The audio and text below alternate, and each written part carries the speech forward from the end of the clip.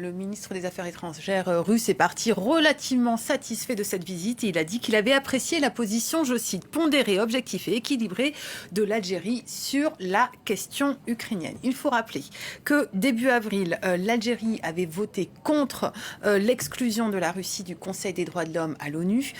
C'était un geste très très fort. Que l'Algérie avait aussi dirigé une mission de médiation des pays arabes entre des diplomates ukrainiens et des diplomates russes et que l'Algérie, avec 22 autres pays de l'OPEP, OPEP+, avait refusé d'augmenter sa production de pétrole malgré les pressions occidentales qui craignent des hausses des prix. Donc l'Algérie a cette position entre guillemets neutre, relativement proche de Moscou et effectivement cette visite a scellé un peu plus ce rapprochement.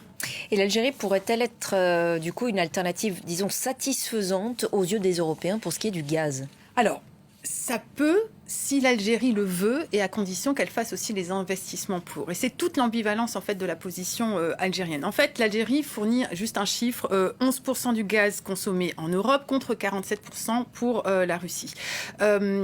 Il y a quelques semaines, le patron de la Sonatrach, qui est la principale entreprise énergétique en Algérie, avait dit qu'il était prêt à fournir davantage de gaz à l'Europe. Et ces propos ont vite mis le feu aux poudres.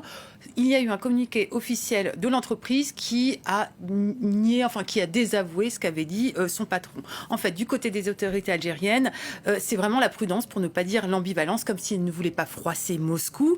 Et les autorités algériennes répètent qu'elles n'ont pas les capacités pour exporter de façon supplémentaire vers l'Europe, sous les raisons suivantes. Il y a une consommation intérieure trop élevée et surtout, il faut investir dans des infrastructures qui n'existent pas, mais qui vont pouvoir exister grâce à l'argent justement du pétrole.